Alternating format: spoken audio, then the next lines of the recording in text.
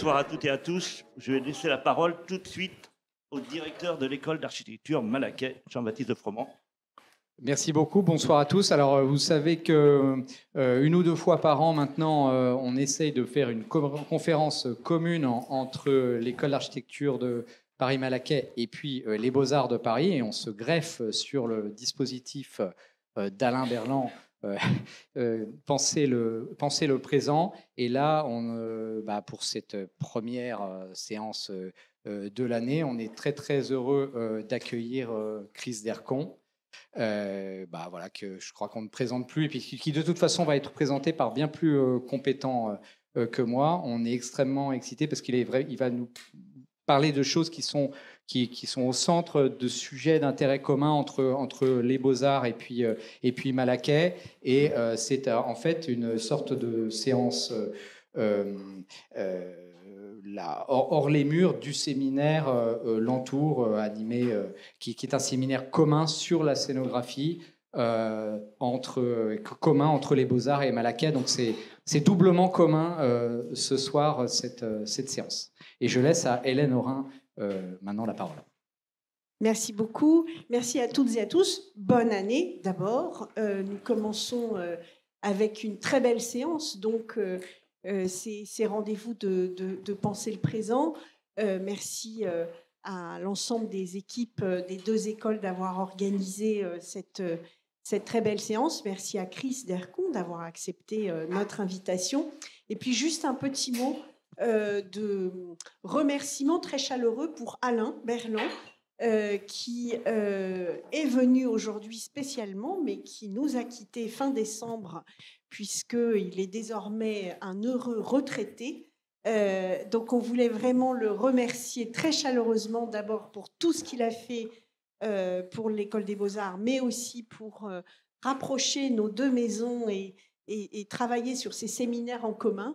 Et puis, nous te souhaitons, Alain, une très belle continuation dans tes nouveaux projets et tes nouvelles passions. Voilà.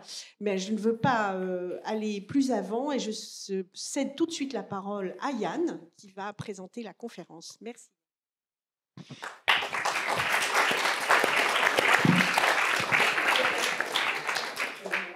Merci beaucoup à Jean-Baptiste de Froment et Alexia Fabre d'avoir rendu ce moment possible.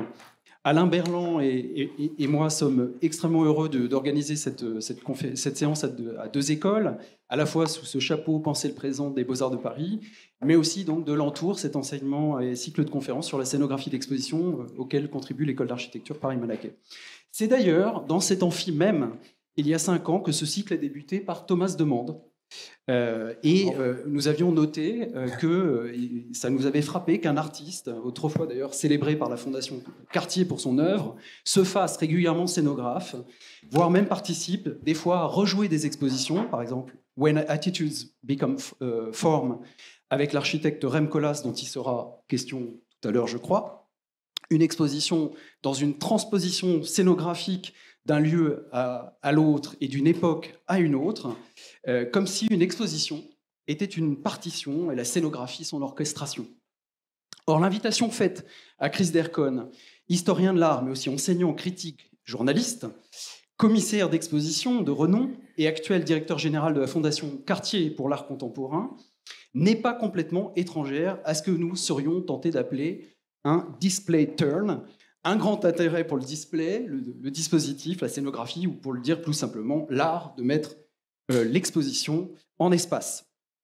Si certains parmi vous sont beaucoup trop jeunes pour prétendre avoir vu l'exposition Theater Garden Bestiarium, Jardin-Théâtre Bestiarium à New York, Séville et Poitiers, je vous invite à consulter le catalogue, retraçant un peu différemment d'ailleurs selon la version anglaise ici ou la version française, ce qui constitue pour une génération une exposition de référence suffisamment marquante pour qu'elle soit citée régulièrement par des artistes tels que Bertrand Lamarche ou Xavier Veillant, par exemple, ou qu'elle soit même réinterprétée 20 ans plus tard et fasse l'objet d'ouvrages a posteriori et de films.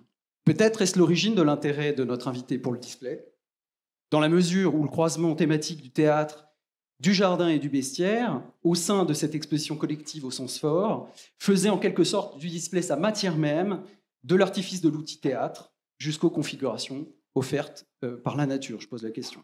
Mais le display peut être également vu comme une ligne de partage ou au contraire une limite floue, un télescopage entre commissariat, œuvre et scénographie, ce qui semble sous-tendre le propos d'aujourd'hui par le sous-titre proposé par Chris Dercon, « To display or not to display, that is the question ». Dans l'intervalle, notre conférencier aura impulsé un nombre considérable de réflexions, par exemple sur le thème du musée du futur, et dirigé des institutions artistiques et culturelles de premier plan à travers toute l'Europe. Il commence en tant que directeur de la programmation du PS1 New York en 1988, poursuit à Rotterdam de 90 à 95 où il dirige le Witte de Witte pour ensuite de prendre la direction du Bosman van Beuningen de 96 à 2002. De 2003 à 2011, il dirige ensuite la Haus der Kunst à Munich. 2011 à 2016, il prend la direction de la Tate moderne de Londres. 2017 à 2018, il dirige la Volksbühne à Berlin. De 2019 à 2023, il est nommé président de la Réunion des musées nationaux et du Grand Palais, où il dirige le projet de restauration du Grand Palais.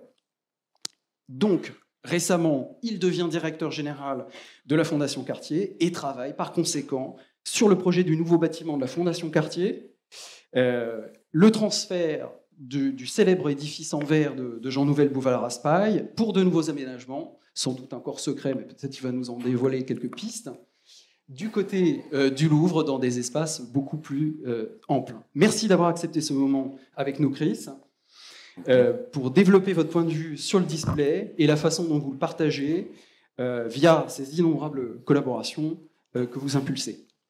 Merci Yann. Merci Hélène. Merci Yann, merci Hélène, merci Jean-Baptiste, merci Alain aussi. On va se retrouver ensemble après 1 heure parce que, bon, on va travailler ensemble, n'est-ce pas? Et puis, je vais parler sans doute pendant 1 heure, 1 heure 10 minutes maximum, et puis il y a l'occasion de s'échanger avec vous parce que c'est un sujet qui doit nous intéresser tous. Donc, bonsoir à toutes et à tous, comme on dit en France. Moi, je suis belge. Je suis flamand, pas fanatique de mon État, pas du tout. Je suis sans doute un des derniers belgicistes, néanmoins, je parle avec un accent flamand quand même. Donc, voilà. Je suis avec Oscar Lecuyer qui est mon collaborateur et qui travaille avec moi beaucoup sur des conférences, mais aussi sur des articles, parce que à côté de mon travail, quand j'étais président de la RMNGP et maintenant aussi directeur général de la Fondation Cartier, je continue à donner des cours, je continue à donner des conférences parce que j'imagine que bon, sans un travail de réflexion, on ne peut pas diriger des institutions parce que sinon on devient un peu bête, n'est-ce pas? Et donc je suis pour cela très content d'être ici dans un institut qui est dirigé par Jean-Baptiste Froment, qui m'a toujours appris que même si on est politicien ou bien si on est technocrate, il faut réfléchir, il faut écrire, il faut continuer à parler. Donc merci Jean-Baptiste. Je n'étais pas étonné que tu m'as invité parce qu'on s'est connus dans d'autres situations et avec Jean-Baptiste, j'avais toujours eu des négociations, ou bien des négociations, oui aussi, mais aussi des réflexions sur l'architecture, n'est-ce pas? C'est d'ailleurs aussi grâce à Jean-Baptiste, je peux le dire quand même, je peux l'annoncer, qu'on a pu sauver la rénovation du Grand Palais. Mais ça, c'est quelque chose qui va apparaître sans doute dans tous les journaux dans quelques mois, dès qu'on peut ouvrir le Grand Palais. Bon, on va commencer avec une réflexion sur Instagram.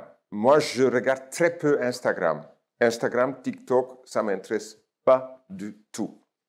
Mais si je dois et si je veux regarder Instagram, je regarde des Instagram des designers, des architectes, des théoriciens. Je peux citer Paola Antonelli, vous savez qui c'est peut-être, c'est la chef du département de design du MoMA. C'est un account Instagram que je vous conseille tous à regarder. Et peut-être encore plus sa collègue Alice Rosethorn, qui est théoréticienne de design en Angleterre. Et c'est d'ailleurs Paolo Antonelli et Alice Rosethorn qui font un podcast formidable sur l'avenir du design et l'avenir de l'architecture. Mais je dois l'avouer, je regarde aussi l'Instagram de 2 designers italiens, Forma Fantasma, et aussi l'Instagram de Olivier Gabet. Olivier Gabet, qui est le directeur du département des objets d'art au Louvre. Eh bien, je commence tout de suite avec une image de son Instagram qu'il a publiée. Ah, écoute, ça tombe bien. Thomas Demand, Olivier Gabet, donc on est entre camarades et des complices. J'ai regardé, donc je regarde toujours l'Instagram d'Olivier Gabet, qui, comme Paolo Antonelli, comme Alice Rosethorn, comme Forma Fantasma, c'est des carnets de bord, ce sont des recommandations de publication, c'est des agendas quotidiens. Eh bien, il y a quelques années, j'ai retrouvé cette image que vous voyez sur l'Instagram d'Olivier Gabet. Qu'est-ce que c'est? C'est une image d'une exposition dans la grande galerie du Louvre de Mona Lisa en 1952. Et Olivier Gabet, il écrit, parce qu'il faut écrire avec des images sur Instagram, il écrit hashtag scénographie, hashtag scénographia, hashtag scénographie. Ça se fait comme ça. Et puis il donne des commentaires, il écrit design, drapé, baroque et théâtral. Et il en ajoute, et l'année suivante, en 1953, Carlo Scarpa, le fameux directeur, le fameux architecte italien qui a travaillé beaucoup avec les musées, on va voir des exemples, par exemple, du musée Correr à Venezia. Ce Carlo Scarpa, il expose en 1953 à Messina en Sicile, il expose des tableaux de Antonella da Messina. Et on va la voir tout de suite. Merci, Oscar. Et vous voyez quelque chose de formidable. Vous voyez quelque chose de formidable, ce que Carlo Scarpa appelle un calico plissettato. Un calico plissé en coton grossière, en bleu et en rose. À l'époque, on avait à peine accès à des photos couleurs. Et disons que c'était toujours la photographie qui était relatée aux arts plastiques, c'était en noir et blanc. Parce que la couleur n'était pas prise au sérieux, n'est-ce pas? La couleur, c'était pour la publicité, c'était pour la kermesse, c'était pour l'entertainment. Donc, dès qu'il s'agissait des arts plastiques et des musées, on voyait que de noir et blanc. J'ai d'ailleurs demandé à Olivier Gabet, et même à Donatien Grau, et même à Sébastien Allard, les spécialistes de Louvre, mais quelles étaient les couleurs de ce Mona Lisa en 1952? Ils m'ont dit, écoute, on ne sait pas très bien. Et Olivier, c'est lui qui me répond, c'est sans doute dans un rouge profond. Bon, soit. Les commentaires sur cet Instagram de Olivier Gabet, c'est quand même assez drôle. Oui, on parle du fait que quand on regarde ça, on voit très bien qu'il y a une énorme différence entre ce qui se fait au Louvre en 1952 et après en 1953 à Messina, dessiné par Carlo Scarpa. Parce que Carlo Scarpa, c'est encore actuel aujourd'hui. Mais il y a aussi des commentaires comme « Wow, quand je vois ça, ça fait aimer même Jean-Michel Wilmotte ». Bon, je trouvais ça assez drôle. Heureusement qu'ils n'ont pas dit ça doit donner une crise d'attaque à Jean Nouvel. Non, ça fait aimer Jean-Michel Wilmotte. Donc, on ne connaît pas vraiment les couleurs. On pense que c'est une couleur genre cramoisi ou bien rouge profond, mais Olivier, quand il m'a envoyé son commentaire, parce que je lui ai demandé quelle était la couleur, il m'a dit c'était ces couleurs, ce genre de scénographie, c'était les standards de l'époque. Eh bien, cher Olivier, c'est pas vrai du tout. Ce n'était pas du tout les standards de l'époque. En 1945, il y a Georges-Henri Rivière qui est en charge de la réorganisation des musées de France. Il va établir la scénographie française. Figurez-vous, il va établir la scénographie française. Ce n'est pas moi qui ai inventé ce mot, hein, c'est la scénographie française. Et j'ai trouvé des textes de l'époque là-dessus. Il va inventer un musée-laboratoire avec une symétrie dynamique. L'architecture, il dit, il écrit, ne doit pas venir en concurrence avec les œuvres exposées. La grande neutralité est préconçue sans pour autant céder à la tendance, je cite, internationale du White Cube auquel la France résiste. Hein, c'est un texte de 1946. La France résiste toujours, c'est quand même formidable. Hein.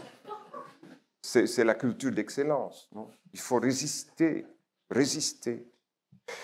Et donc, il s'agit de concevoir un poétique du musée, d'engendrer des œuvres, un espace à enrichir la sensibilité du visiteur autant que l'instruire. Donc, ce qu'on va voir, du coup, ce n'est pas toutes des expositions, et c'est ça qui fait, pour moi, la qualité aussi d'une certaine scénographie française. On va mêler les œuvres d'art avec des recherches, avec de documentation, avec des médiations. On va voir effectivement beaucoup de vitrines. Et quand je regarde les expositions, par exemple, au Centre Pompidou, je suis toujours content de retrouver des magazines, des vitrines et des documentations de recherche. Mais enfin, ce n'est pas le plus important parce qu'on veut surtout accentuer la matérialité des œuvres. Et au début, dans ces années-là, fin des années 40-50, on préfère de laisser déambuler dans l'espace les visiteurs, parce qu'il faut que les visiteurs découvrent.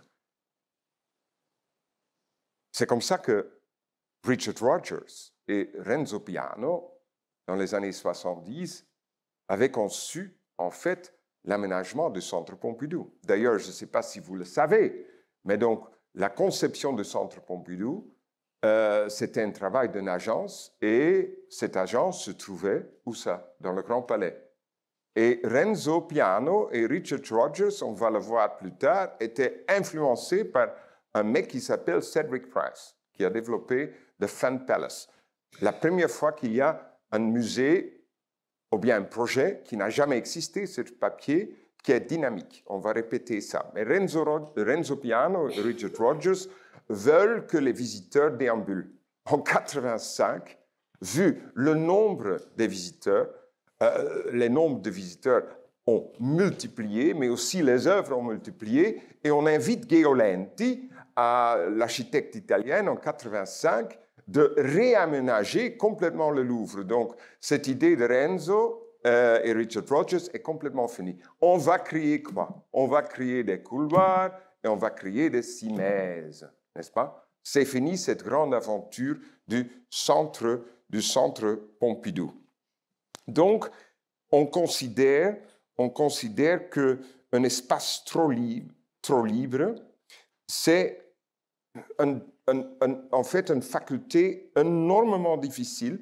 Ça demande beaucoup trop d'implication des visiteurs.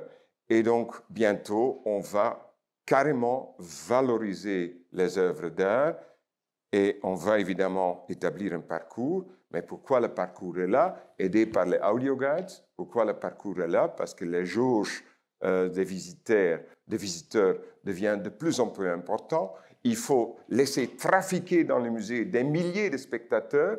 Et quand le Metropolitan invente dans les années 60 le audio guide, le directeur à l'époque de Metropolitan dit « Écoute, comme ça, on peut chasser tous les visiteurs dans le Metropolitan et ses expositions. » Et ce qui est très drôle, c'est que les premières voix dans le Metropolitan des audio guides, c'est des voix des acteurs comme Kirk Douglas et les autres. Pourquoi? Parce qu'au Metropolitan Museum, on considère que les œuvres d'art doivent être, disons, vues et admirées comme les feuilletons à la télévision américaine qui racontent la vie des châteaux en Angleterre et la vie des châteaux en France. Donc, on commence à inventer des fictions, mais ces fictions, ce n'est pas du tout pour instruire le public, c'est pour laisser parcourir le public dans les expositions. Voilà. Je dirais même qu'à cette époque-là, la scénographie française qui va perdre de l'importance, sauf à quelques exceptions près, comme quelqu'un qu'on a tous oublié, c'est le directeur du musée du Havre, qui était directeur de 58 jusqu'à 63, qui est le fameux peintre artiste Renaud Arnoux. Renaud Arnoux, qui était artiste, qui était peintre, qui connaissait très bien l'architecture, le design, mais qui était aussi quelqu'un qui était à Chicago. Et qu'est-ce qu'il a fait à Chicago? On va reprendre ce nom. Il a pu rencontrer tous les élèves de Piscator. Qui est Piscator? C'est le fameux inventeur, le metteur en scène américain qui a travaillé avec Walter Gropius. Walter Gropius qui a inventé une sorte de mise en scène, une sorte de sphère qui était complètement moderne. Ce qui est encore plus bizarre, c'est que Renaud Arnoux a travaillé avec Judith Malina et Julian Beck, de Living Theatre. Et donc, Arnoux, il rentre de ses voyages en Amérique, il est directeur du Havre, il est complètement frustré parce que les collègues de Georges-Henri Rivière disent « Arrête mon vieux à faire des conneries avec tes expériments ».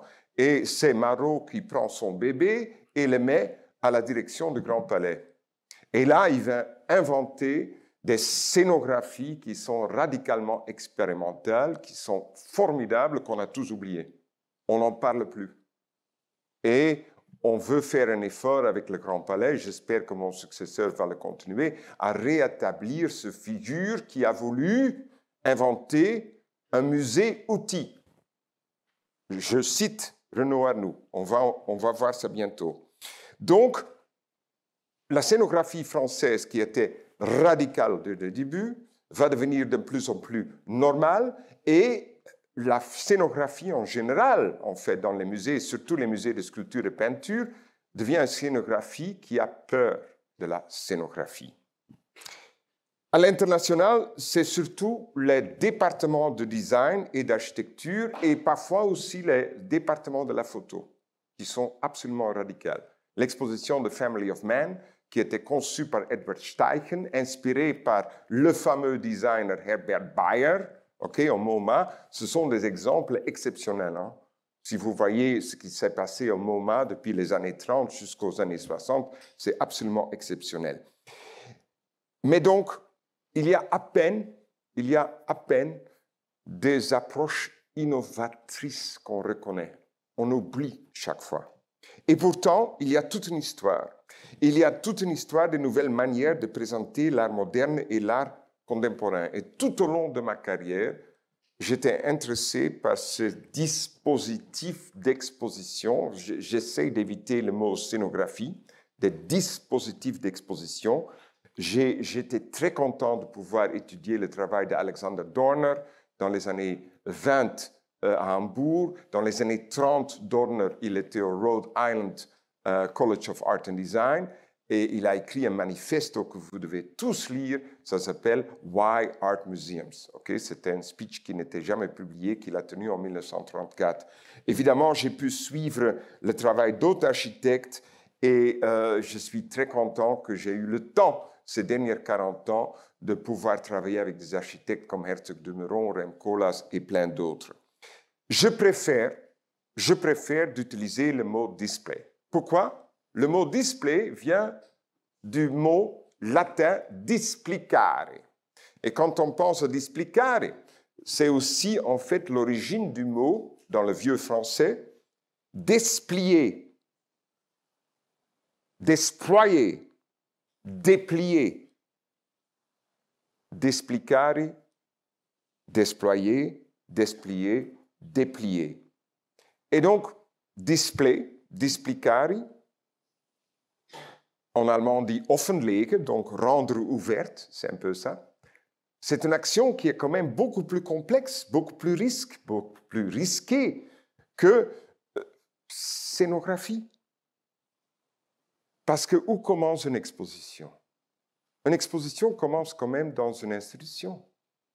Une exposition est quand même dans un bâtiment qui existe souvent, le plus souvent.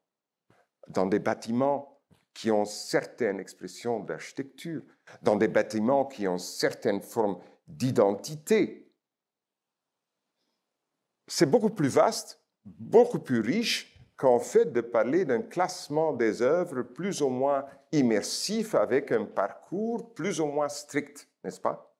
Et je vais vous montrer des exemples qui tiennent compte de ce genre de conditions, de ce genre de matérialité et ce genre de définition. Donc, display, displicare, tient compte de beaucoup plus que scénographie.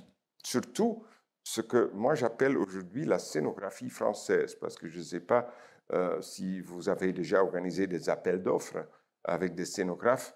Eh bien, on entend toujours la même chose. Hein. Il faut mettre en lumière les œuvres d'art, et puis il faut qu'on crée une très belle expérience, et il faut transcrire le propos de l'exposition.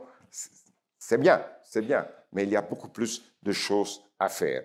Et pour moi, il y a des exemples historiques comme Dorner, mais aussi comme Friedrich Kiesler, comme Carlos Scarpa, comme Lina Bobardi, comme Rem Koolhaas, comme le designer allemand Constantin Gritsch, et même j'étais très content de pouvoir travailler avec des artistes, des displayers par excellence, comme Dan Graham, des displayers par excellence comme Paul McCarthy, surtout Richard Hamilton, ou même le photographe Wolfgang Tillmans.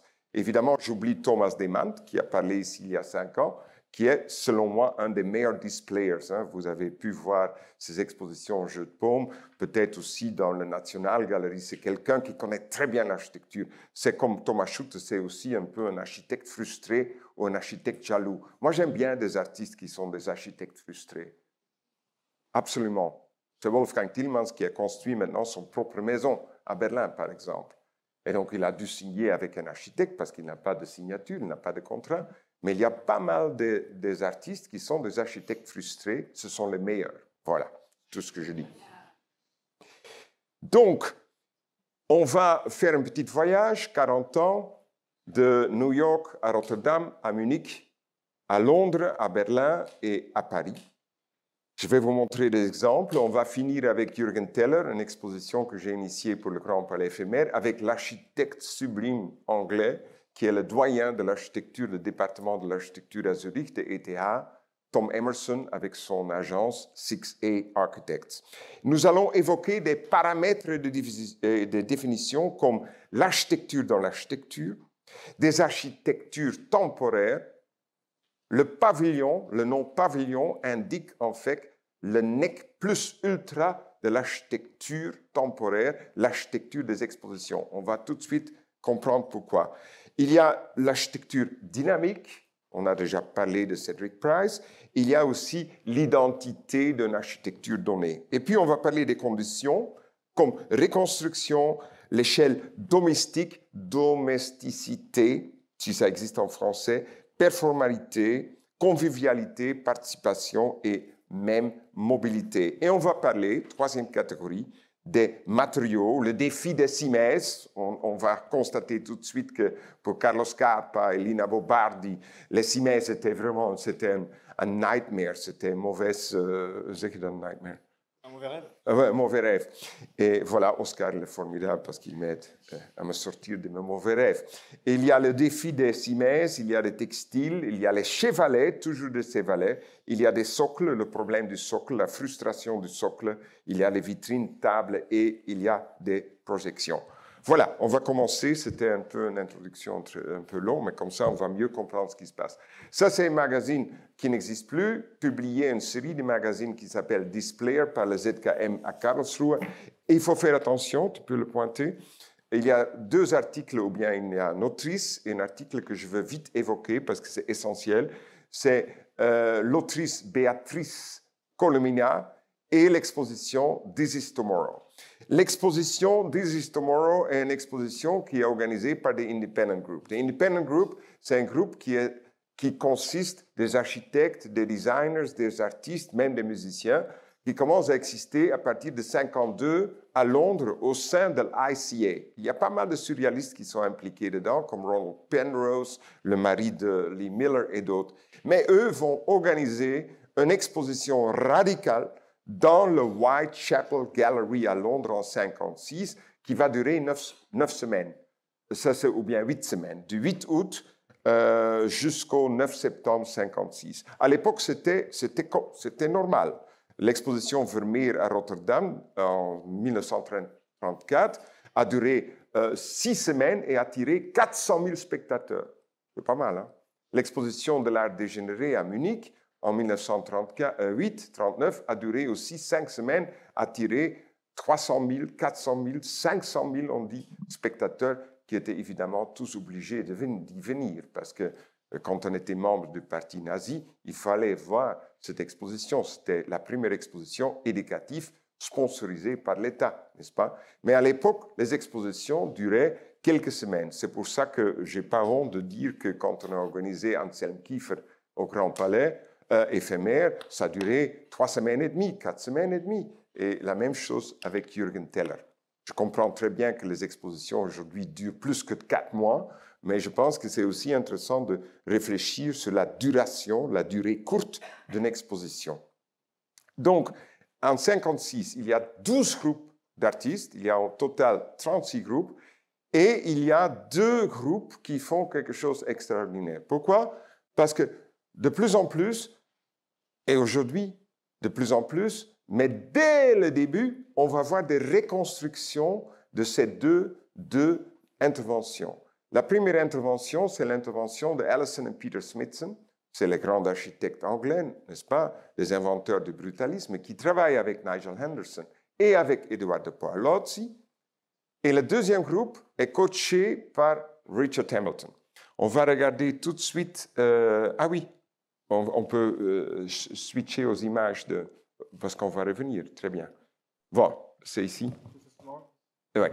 Donc ça, c'est la cabane inspirée par l'architecture anglaise qu'on trouve tout dans les suburbs de Londres et Manchester et Liverpool.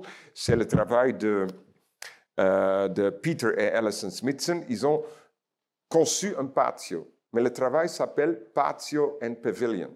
Et c'est Peter Smithson avec Allison qui introduit cette notion de pavilion. Il ne faut pas oublier qu'avant, il y avait l'exemple parfait de pavillon de Barcelone, de Mies, en 1928. Personne n'a vu ce pavillon de Mies en 1928. Il n'y a pas de commentaire de l'époque. On ne parle pas du tout de Mies et ce qu'il a fait à Barcelone jusqu'au 1947, jusqu'à la rétrospective de Mies au MoMA. Et ça a duré jusqu'aux années 70, quand enfin on parle d'une des facettes les plus importantes de ce pavillon de Mies, c'est l'intervention de Lili Reich, l'épouse de Mies, qui a fait une architecture de textile, n'est-ce pas? Pavillon va devenir quelque chose d'extrêmement important, et Peter Smithson et Allison Smithson disent le mot pavillon, c'est le nec plus ultra de l'architecture temporaire et donc de l'exposition de l'architecture. It's the new before the new. Et maintenant, on comprend beaucoup mieux ce qui se passe au Serpentine Gallery à Londres, pourquoi les directeurs de Serpentine Gallery à Londres ils ont introduit le mot de Serpentine Pavilions, avec Bjarke Ingels, avec Jean Nouvel, il y avait Francis Quéré, et il y avait Frida Esquerabado. Et donc, il y avait plein d'architectes qui ont fait une architecture temporaire. Ils ont inventé une architecture d'exposition, n'est-ce pas? Et donc, la deuxième intervention dont on parle toujours, qui est toujours reconstruite, c'est l'intervention de Richard Hamilton avec un groupe d'artistes presque inconnus. Et ce que Richard fait avec son groupe des architectes, c'est introduire the high street. Et c'est le fameux nucléus, en fait, du pop art. Et ce qu'on va voir, c'est que ces 2 groupes d'intervention dans l'exposition de 1956 vont être reconstruits tous les 4-5 ans. Chaque fois. J'ai moi-même participé à la reconstruction en 1987 à New York dans le Clock Tower Gallery, dans la série d'expositions Modern Dreams. Et depuis, ça a été reconstruit à la Reina Sofia, à la Magba, mais aussi à Londres. Maintenant, on va retourner. Donc, Displayer raconte dans le magazine ces histoires, et Displayer, évidemment, met aussi l'accent sur le début de toutes ces histoires, et ça, c'est le travail d'Alexander Dorner, ici, voilà. Ça, c'est le cabinet abstrait de Lissitzky, que Dorner a inventé avec Lissitzky en 1928 à Hanovre, dans un musée de province. Et ce qui se passe, ce qui est formidable, c'est que aussi, c'est pas un pavillon, c'est une chambre, a été reconstruit d'une façon illimitée presque. C'est chaque fois quand il y a une exposition de l'origine de l'art abstrait ou bien de Lissitzky, on répète cette chambre, une chambre où il y a des meubles de design danoises, parce que Alexander Dorner était fou amoureux de ce qui se passait en Danemark. Il y avait des tableaux de Mondrian, il y avait Malevich, il y avait Lissitzky. Et c'est Lissitzky qui a pris l'initiative de créer une architecture d'atmosphère que Alexander Dorner appelle een echte ervaring, une expérience réelle. Ce qui est absolument fascinant, c'est que dans son musée en 1928, il y avait pas mal de reproductions des œuvres d'art qu'il a fait ensemble avec les artistes. C'est aussi la grande époque où Walter Benjamin va préparer la reproductibilité de l'œuvre d'art, n'est-ce pas? Et donc, la discussion dans la République de Weimar, bien avant Benjamin, sur les répliques et les reproductions des œuvres d'art, a commencé là. Et on a toujours un peu de gêne, nous, quand on fait une réplique d'une œuvre d'art, une reconstruction, un facsimilé, parce qu'on aimerait bien toucher l'œuvre dans son origine. Et écoute, à l'époque, c'était tout à fait normal de travailler avec des techniques de reproduction, n'est-ce pas? Un deuxième exemple qui est fantastique, c'est quand même deux exemples de 42.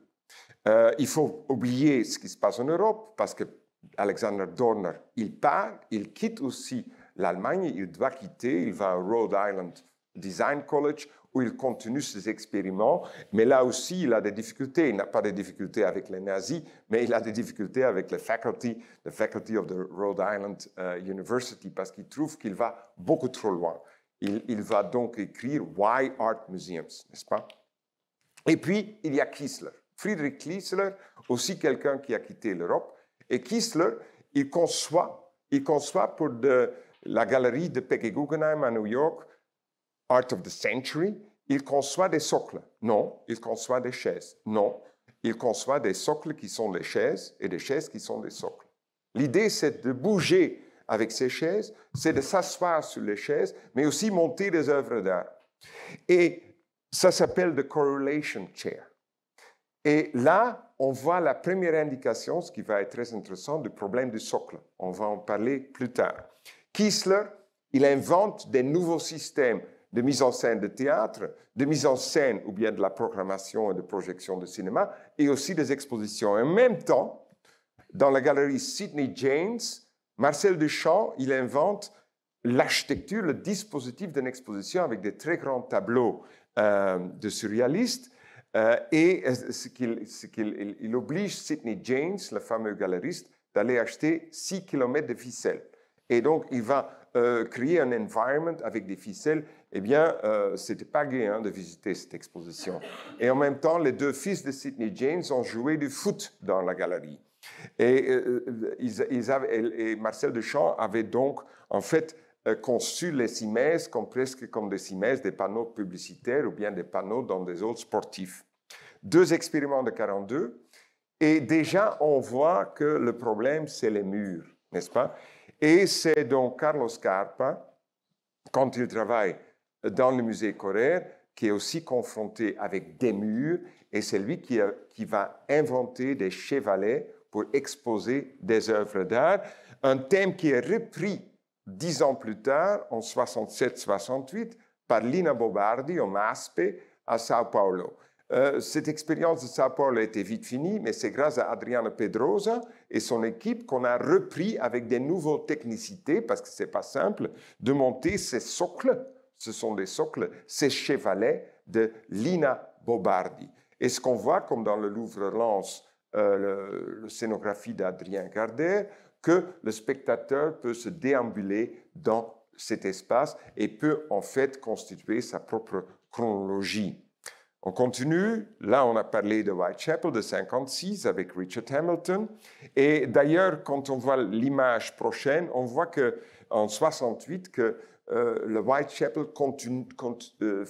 continue à faire des expériences. Et ça, c'est la reconstruction d'une expérience de tropicalismo, le mouvement en Brésil, que Helio Tessica et ses complices, c'est un artiste d'avant-garde brésilien, il avait fait un espace tropicaliste en Brésil qu'il a refait à la demande de Whitechapel Gallery, donc à Londres. Pour moi, c'était tous des exemples. J'ai eu l'occasion de pouvoir travailler beaucoup avec Richard Hamilton. J'ai eu l'occasion de travailler beaucoup avec des gens comme Helio Tessica et d'autres. Et puis, je me disais, je vais faire du théâtre, je vais faire du cinéma, je n'ai pas envie de faire des expositions. Et ma première exposition, c'était le jardin de théâtre Bestiaire. Pourquoi? Parce qu'en 1983, quand je bougeais dans le milieu du théâtre, la danse et surtout le cinéma, je me disais, les arts plastiques, ça ne m'intéresse pas tellement parce que j'étais surtout intéressé à l'art conceptuel. Et en 1983-1984, il n'y avait plus moyen de parler de l'art conceptuel.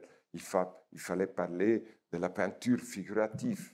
Je me disais, mon Dieu, dans quel milieu je suis arrivé, quoi, de devoir parler avec des peintres figuratifs. Moi, j'adorais les conceptuels parce que moi, je suis belge, j'adore Marcel Brotars et les autres.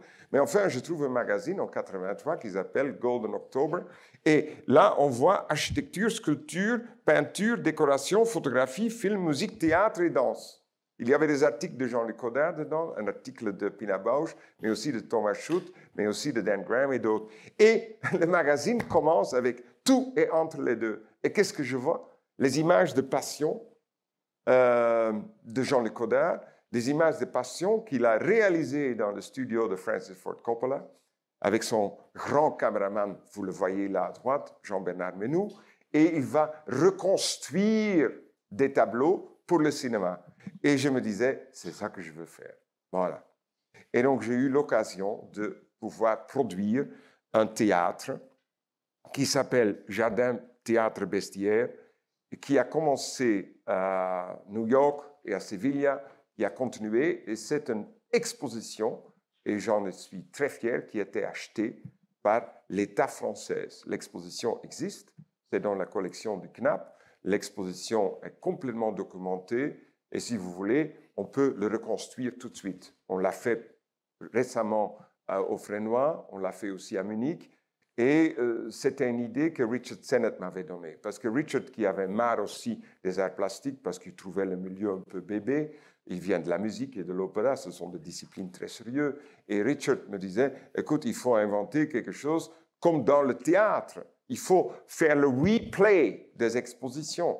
On l'a bien vu, le replay des expositions, quand Rem Koolhaas était impliqué par Miúcha Prada pour faire un replay de When Attitudes Become Form. Et puis, écoute, on peut varier, n'est-ce pas, comme dans l'opéra et le théâtre. Il faut donner une interprétation. Mais donc, cette exposition existe. Prochaine slide, please. Et là, c'était donc le scénario de Rudiger Schüttler qui avait écrit un script. Et à la base du scénario, on a pu travailler avec des architectes et des artistes. On a construit un théâtre avec des tribunes. Il y avait un baldaquin comme dans le théâtre avec de la lumière. Il y avait de la musique. Il y avait des projections des images, mais aussi des films, parce que j'avais obtenu le droit de projeter et de couper pour le projeter l'année derrière à Marienbad. L'idée de jardin, c'était seulement un alibi pour faire une expérience. Et là, on était très contents que Dan Graham et Jeff Wall et Rodney Graham et Thomas Schutt et Ludger Gerdes ont accepté de jouer le jeu et de construire des modèles de théâtre, des modèles de paysage. Mais l'idée, c'était de vraiment travailler ensemble. Aujourd'hui, on ne peut plus le faire parce que les artistes, la première chose qu'ils demandent, quand vous dites on va faire une exposition de groupe, ils demandent moi, je suis à côté de quel artiste? Ou bien, c'est plutôt le collectionneur qui téléphone et la galeriste, évidemment, parce que X ne veut pas à côté de Madame Z et Madame Z ne veut pas être à côté de Monsieur M. C'est comme ça. À l'époque, c'était complètement autre chose. Il faut s'imaginer que Juan Muñoz et tout le monde travaillaient ensemble. Il y avait de la musique de Glenn Branca, il y avait des projections d'Alain Resnais l'année derrière à Marienbad, ce qui n'est plus possible aujourd'hui parce que vous savez que c'est Chanel qui a les droits de ce fameux film. Donc, ça va être compliqué. Et donc, ce qu'on a réalisé, c'est un théâtre. Ici, vous voyez une vue d'en haut, vous voyez des maquettes. Le public pouvait s'asseoir sur les tribunes, on entendait de la musique. Vous voyez un travail de Le Rouge de M. Jeff Wall. Et puis, en fait, le metteur en scène de l'exposition, c'était Juan Muñoz, qui avait installé un prompteur. Donc, c'est lui qui dirigeait, en fait, cette exposition de prompteur de Juan Muñoz. Et puis, les autres maquettes jouaient l'entre eux.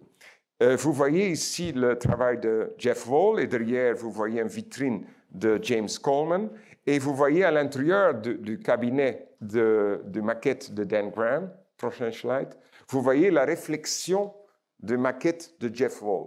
Donc l'idée, c'était vraiment faire quelque chose comme un tableau vivant.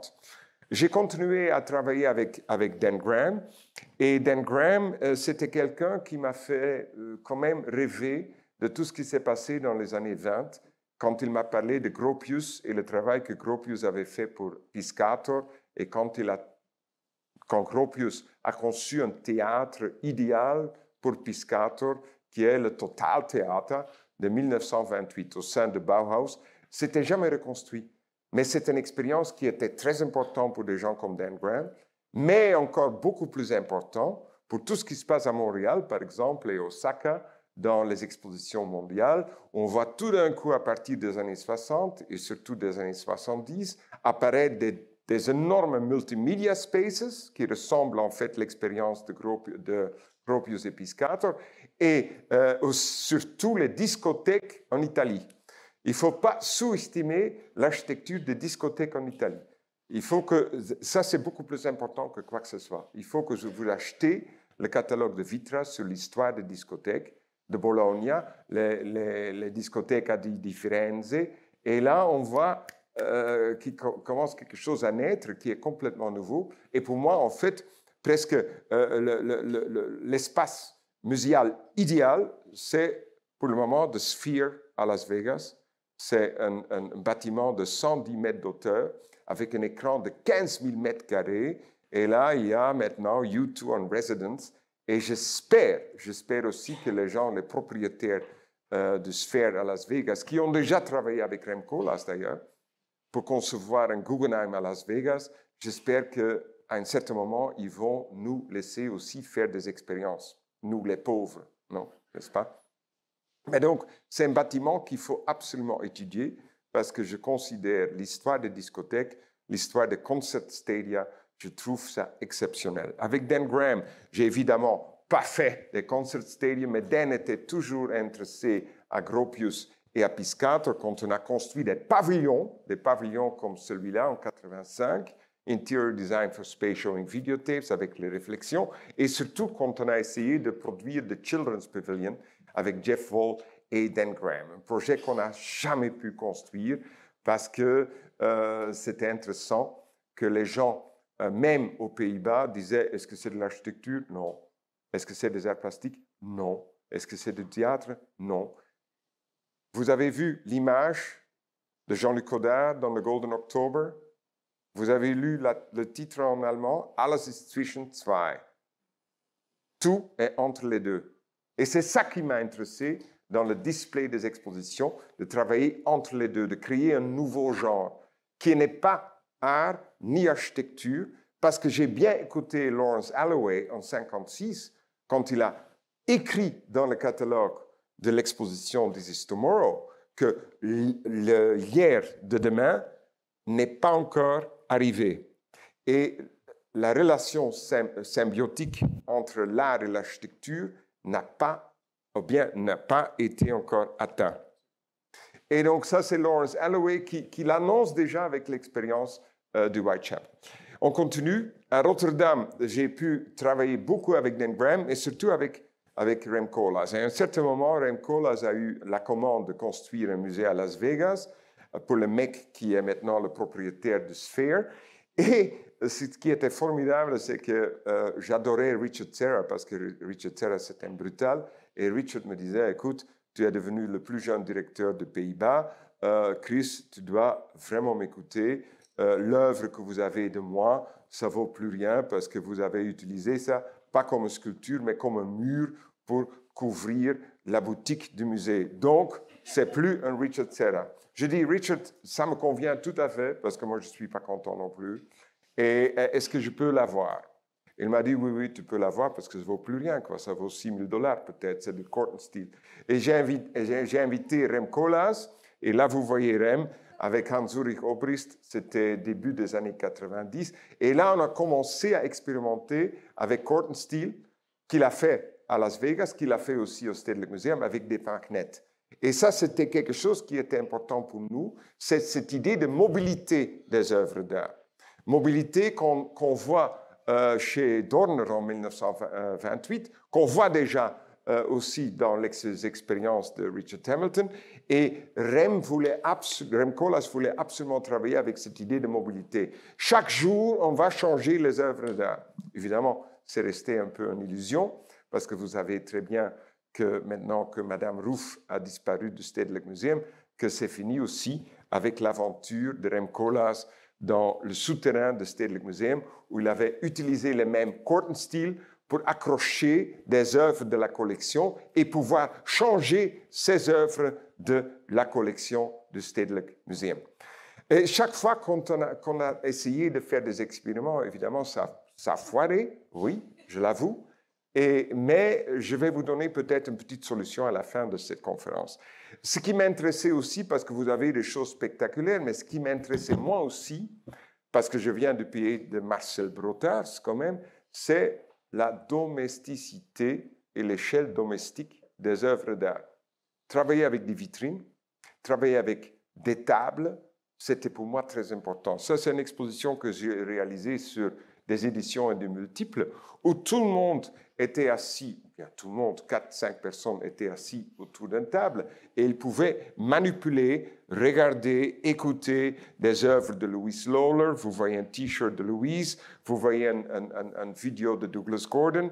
Et ça, c'est quelque chose qui m'a toujours intéressé, la domesticité des expositions. Prochain slide. C'est aussi quelque chose qui m'a intéressé à pouvoir travailler avec des designers comme Konstantin Girčić. Ici, on a fait une exposition qui ressemble à un studio de photographie, un studio de cinéma. Et là, on a exposé des designs, des meubles de design de Girčić. Et c'est avec Girčić que j'ai pu continuer de travailler en développant des vitrines et surtout des expositions pour des vitrines. Et vous devez tous aller voir au Musée de Luxembourg à partir du 12 mars l'exposition de Girčić avec une scénographie, un display de Girčić autour des designs, des instruments de design pour le sport.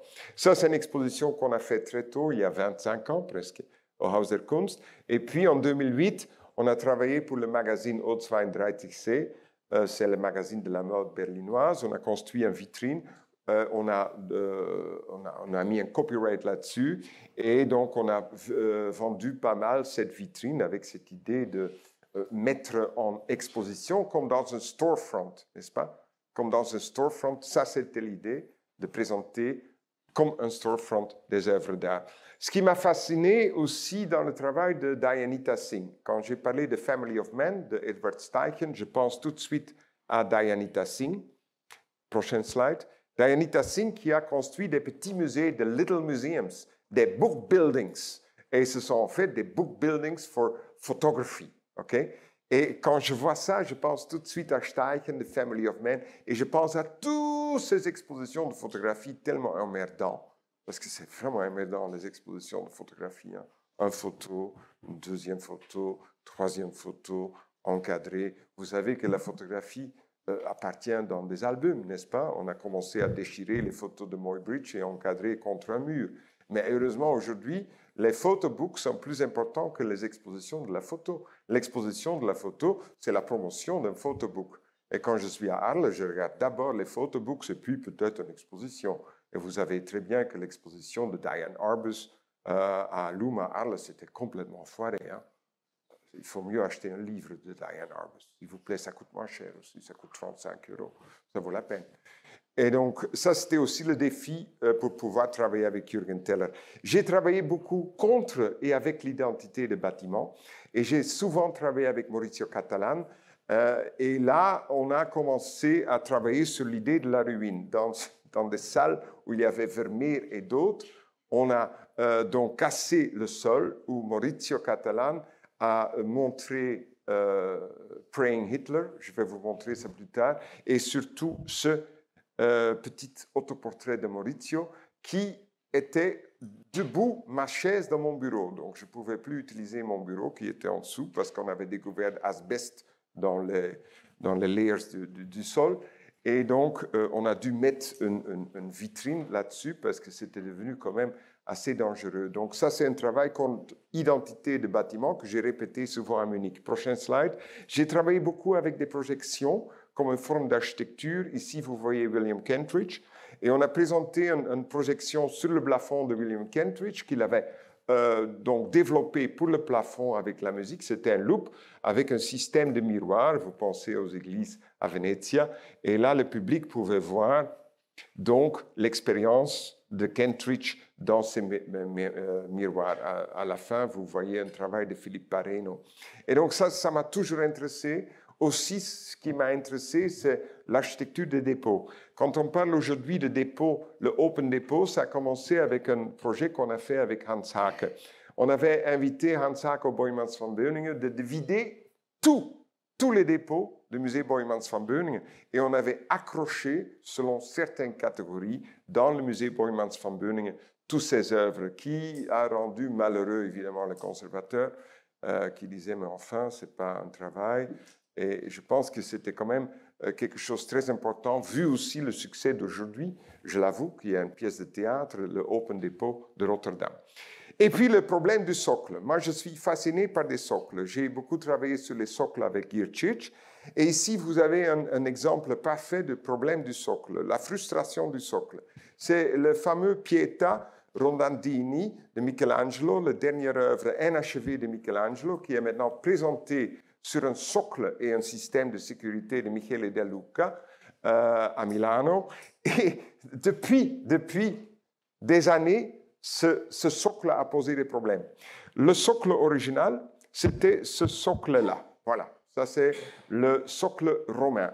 Mais en 52-53, Milan a demandé au sculpteur Manzu de créer un socle que tout le monde, la ville, surtout la ville de Milano, a détesté. Donc, plus de socle de Manzu. Puis, ils ont développé un socle qui était celui-là. Pas du tout acceptable non plus. Ce socle était formidable parce qu'il pouvait tourner aussi, légèrement tourner. Et donc, il y a chaque année des discussions autour de ce socle. On appelle ça le socle problem. Et c'est vraiment un problème partout. Et on est arrivé avec ce socle complètement chiant de Michele De Luca. Et vous voyez, quand je retourne maintenant à Manzu, et le socle après, c'est beaucoup plus intéressant que le socle de Michele De Luca, n'est-ce pas?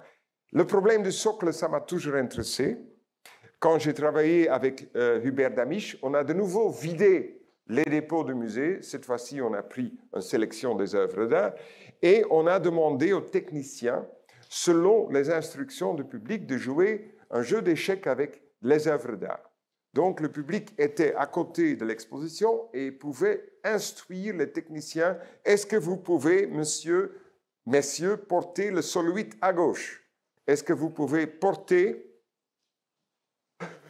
le soloïde à gauche à côté de Magritte? Et on avait donc montré les œuvres sur un jeu d'échecs, qui était aussi un jeu sur le socle, avec des caisses de transportation où on avait monté les œuvres. Et vous allez voir, c'est ça qui a influencé, j'en suis très fier, il l'a dit aussi partout, Rem Koolhaas, quand il a travaillé avec Tsetis pour l'exposition Recycling Beauty à la Fondation Prada. Mais avant, je vais vous parler de l'identité d'un bâtiment, parce que ça, c'est aussi une forme d'architecture. J'étais directeur de Haus der Kunst, un Haus der Kunst qui était quand même un bâtiment de Hitler, conçu par Trost, c'était le Private Kunsthalle de Hitler. Vous voyez ici les parades à l'extérieur et puis les parades à l'intérieur, soi-disant. Et la première exposition qu'on a faite, c'était Partners avec Aidessa Hendeles, une collectionneuse canadienne formidable qui était née, conçue dans un camp de concentration, Mauthausen, à la fin de la guerre. Et elle a commencé à acheter des jouets qui appartenaient à des enfants juifs, des jouets et surtout des teddy bears, des ours, qui étaient dans le milieu de SS-Kameradschaft et aussi dans le milieu de Gestapo. Tout ça, ce sont des jouets et des matériaux qu'on a retrouvés à la libération des camps, surtout dans les hangars où il y avait tout le matériel collectionné. Et on a décidé de créer une exposition avec des milliers de photos et milliers d'ours qui montrent donc cette idée de la collection où il n'y a pas de différence entre high and low de Idessa Hendels. Il y avait des interventions de Bruce Nauman, il y avait des interventions de Paul McCarthy, il y avait des interventions de Hannah Darboven, il y avait aussi cette intervention de Maurizio Catalan qui a pour la première fois montré donc le Praying Hitler après nos expériences à Rotterdam. Mais aussi l'extérieur du Haus der Kunst nous a inspirés parce que donc à la fin de la guerre, les Américains ont libéré Munich. Le Haus der Kunst n'était pas du tout abîmé parce que les nazis avaient rendu le Haus der Kunst comme un énorme jardin, comme une énorme plante. Et c'est ça qui nous a donné l'idée de demander Paul McCarthy de couvrir comme un camouflage le Haus der Kunst et aussi d'intégrer une forteresse dans le Haus der Kunst pour tourner un western film. C'est là qu'on a commencé à tourner un western film avec Mike Kelly et d'autres, un western film qui n'était jamais abouti parce que le budget, évidemment, n'était pas jamais assez. Et ils voulaient vraiment tourner une fiction. On avait engagé des acteurs, mais ça n'a jamais marché. Voilà. Enfin, mais quand même, les architectes qui étaient avec nous chaque fois pour discuter les possibilités de travailler avec des monuments comme le Haus der Kunst et aussi de travailler avec l'architecture, c'était à gauche Jacques Herzog et Pierre de Meuron et à droite Colas. Et on les a mis chaque fois autour de la table. On a discuté qu'est-ce qu'il faut faire. Et là, vous voyez un peu le résultat parce que de tous ces exercices, de toutes ces recherches, ça, c'était un des résultats. C'est l'exposition Recycling Beauty chez Prada, conçue par Salvatore Settis, avec des socles conçus par Colas et des tables, socles conçus par Colas, qui étaient inspirés aussi par le travail d'Hubert Damisch. Vous savez qu'Hubert Damisch était un des meilleurs amis de Rem Koolhaas. Et là, vous voyez les tables de Rémy Zauch, les Herzog de Meuron. Donc, de nouveau aussi une espèce de domesticité, n'est-ce pas? Un autre matériel qui m'a complètement influencé, c'est le textile. Et l'architecture de textile, je trouve que c'est un matériel qu'il faut de plus en plus utiliser. C'est Hala Varde qui est avec nous ce soir, qui l'a utilisé pour l'exposition formidable de Nan Golden, que vous allez voir au Grand Palais en 2026. Et c'est Hala qui a créé une architecture de textile. Ici, j'ai beaucoup travaillé avec Petra Blaise, qui est un peu le Lili Reich, je vais vous expliquer pourquoi, de Pays-Bas. C'est elle qui a fait les textiles pour l'opéra la Philharmonie à Porto, la Casa Musica, et on l'appelle Lili Reich. Pourquoi? Parce que, Lili Reich était la compagne de Mies, et Petra, c'est la compagne de Rem Koolhaas. Et ce qui est très intéressant de voir pourquoi les femmes se sont concentrées sur les textiles, ça a à voir aussi avec l'histoire de Bauhaus, n'est-ce pas? Parce que les pauvres femmes comme Günter Stolzel étaient obligées par les fameux architectes de se concentrer sur les textiles. Ce qui est le plus intéressant, d'ailleurs, les plus intéressantes photos de Bauhaus, c'est les Japonais qui ont fait des photos et surtout les femmes qui travaillaient dans le textile, qui ont fait des expériments de la photo sublime. C'est Alice Rowstorn qui a écrit là-dessus, mais sublime, sublime, sublime. Enfin, ici, vous voyez le pavillon de Barcelone, de Mies. Et c'est des documents de l'époque. On n'a jamais vu ce pavillon. Personne n'était intéressé au pavillon jusqu'à l'exposition de 1947. Mais on a dû attendre jusqu'aux années 60, 70 qu'on parle enfin de Lili Reich. Et on a continué ces expériments avec des textiles. Ça, c'est Petra Blaise, inspirée par Lili Reich pour le Haus der Kunst, avec des projections de l'écrivain Alexander Kluge. Et on a aussi continué à demander à des architectes, ici à Samir El Kordi, qui a réinventé avec un artiste irakien ou algérien, Rachid Korechi, une architecture pour reconstruire de façon critique une exposition qui a eu lieu à Munich en 1908. Et vous voyez ce qu'ils ont fait avec des collectifs de femmes en Égypte. Ils ont créé une architecture en textile. Vous voyez ici les faits. Donc, c'est tout à fait possible de travailler avec des textiles. Vous voyez des œuvres d'art qui sont magnifiques des artistes libanaises, de la collection de Tate Modern. Et donc, on a créé des chambres avec des textiles.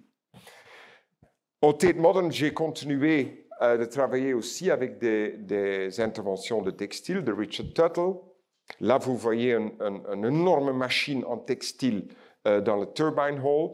Et j'ai pu travailler avec Wolfgang Tillmans. Wolfgang Tillmans, qui est un des les plus grands displayers, qui travaille évidemment et contre les murs, la façon qu'il présente ses photos. C'est notre façon qu'on avait l'habitude. Quand il a présenté ses photos à l'époque de Turner Price, tout le monde était choqué parce qu'il n'avait pas de cadre, il y avait des petites photos, il y avait des photocopies. Il a commencé à développer, à dessiner des tables lui-même. Continue.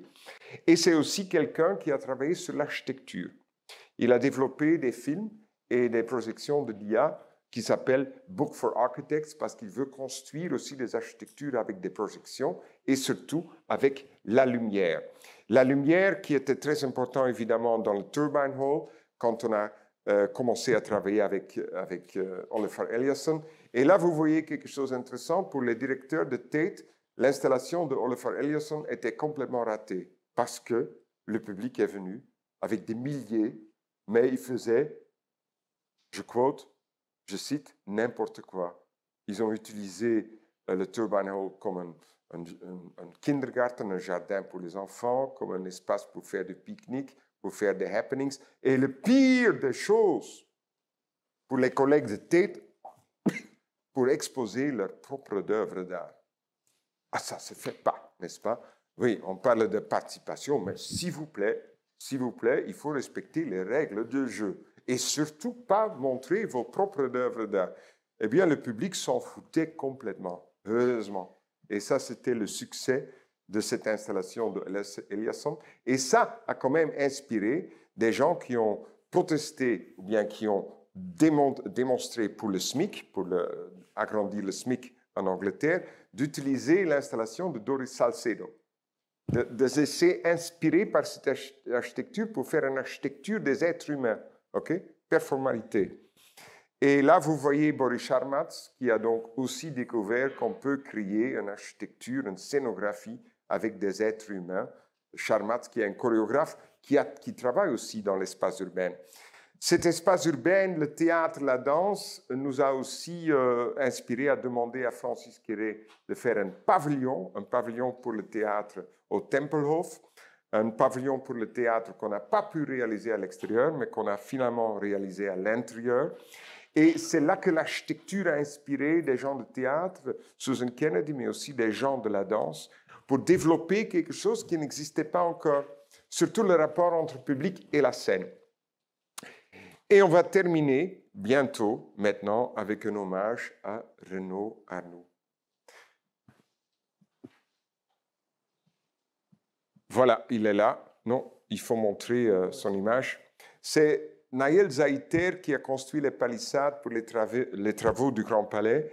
Et là, vous voyez, pour moi, un des grands maîtres complètement oubliés français, Renaud Arnoux. Renaud Arnoux qui a inventé le musée d'outils. Et c'est lui qui a inventé des scénographies, des displays pour le Grand Palais qui sont pas bien documentés, qui sont peut-être pas complètement aboutis, mais ce sont à l'époque des choses complètement différentes que ce que Georges-Henri Rivière avait prescrit et ce qu'on a fait après. Ici, vous voyez par exemple qu'il prescrit déjà de réutiliser des matériaux d'exposition, des énormes textiles, des banques et des vitrines en bois, et il les prescrit, utilisant éléments polyvalents de montage réutilisables dans la nef. Et il continue à dessiner des machines à exposer. Une deuxième image. Ici, vous voyez une image, une proposition pour la grande exposition Art Nègre, une exposition complètement oubliée dans l'histoire du Grand Palais. Et là, il évoque en fait un plafond textile. Et vous allez voir ce qui se passe pendant les Jeux Olympiques, parce qu'évidemment, il y a beaucoup trop de lumière dans la nef pour les Jeux Olympiques, pour la télévision. Et ils vont construire aussi une tente, n'est-ce pas? Il fallait seulement regarder les matériaux de Arnoux. Et il faut finalement, j'aimerais bien que peut-être il y a des gens ici entre vous, des étudiants qui ont envie de faire de la recherche. Il y a déjà des matériaux, mais j'aimerais bien que vous créiez aussi un hommage une fois à ce fameux Arnoux, parce qu'il est temps, il est considéré comme un grand architecte. Voilà, c'est tout ce que je voulais expliquer. Merci. Ça va.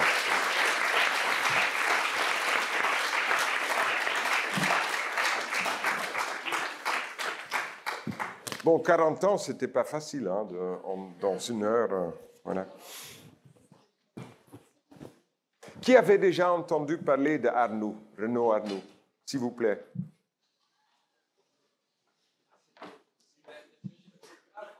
Comment?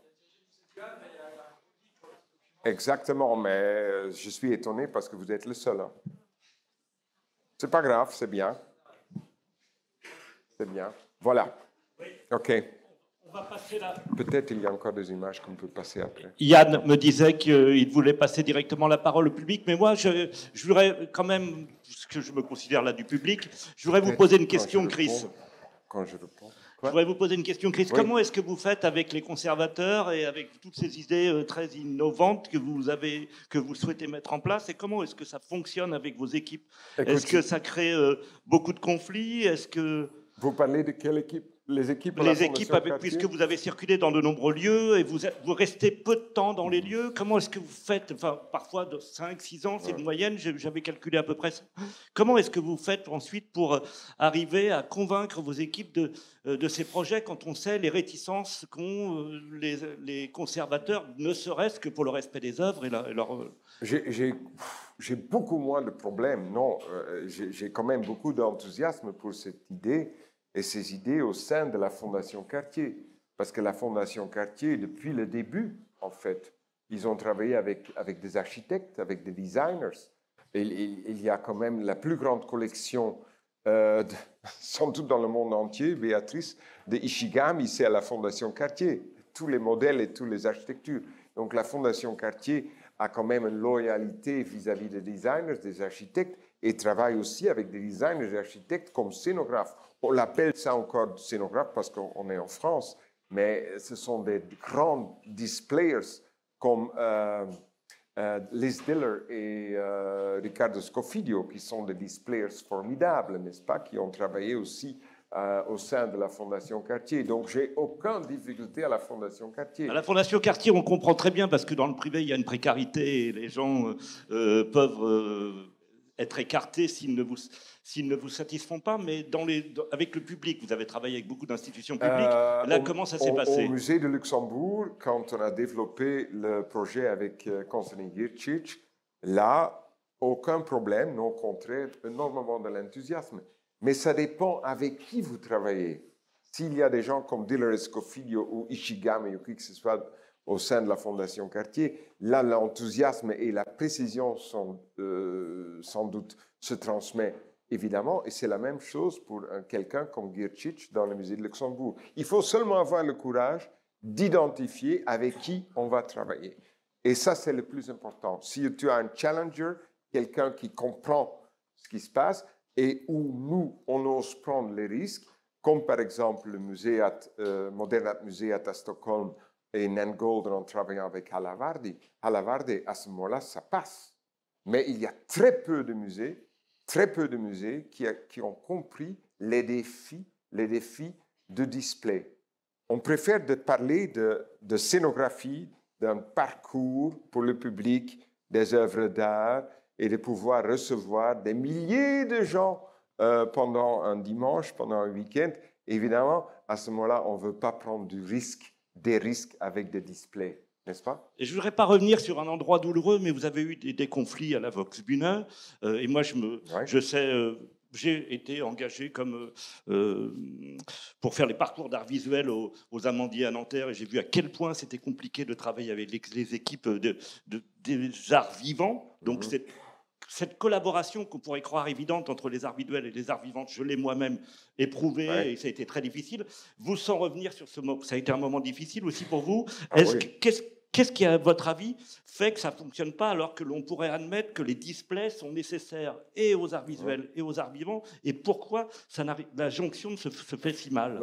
Écoute, le problème de mon passage au Volksbühne, c'est que moi, je venais des arts plastiques, d'un musée, Londres, très suspect pour le milieu du Volksbühne. Le Volksbühne qui est quand même né dans l'Allemagne de l'Est. Mon bureau au Volksbühne était le bureau de Bertolt Brecht et de Frank Castorf. Et puis quelqu'un qui vient de marché de l'art, soi-disant, de Tate Modern, n'était pas tout de suite accepté, non pas du tout. Mais quand même, j'ai eu un énorme plaisir de pouvoir travailler avec les ateliers de Volksbühne, parce que je ne sais pas si vous connaissez le travail de Susan Kennedy. Susan Kennedy, vous étiez là.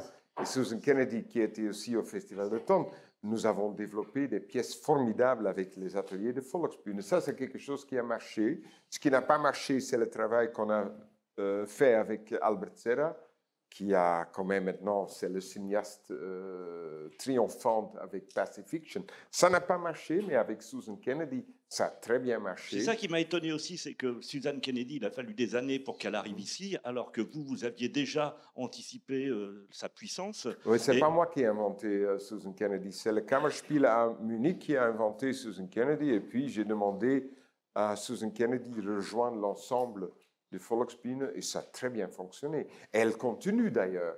La plupart de mes artistes étaient, c'est tout à fait normal, étaient virés de l'ensemble parce que chaque directeur d'un théâtre veut commencer avec ses propres artistes, avec ses propres acteurs, avec ses propres scénographes, par exemple. Mais Susan Kennedy a bien resté. Et sans ce travail au Volksbühne, je pense que j'aurais pas pu faire certaines choses parce que là, en travaillant avec des ateliers dans le théâtre, c'était magnifique. C'était absolument magnifique parce que j'avais de la chance quand même de travailler avec l'héritage de Bert Neuhaus, qui est un des grands scénographes européens. Et là, c'était fantastique. Merci Chris, merci Oscar d'avoir participé à cette soirée.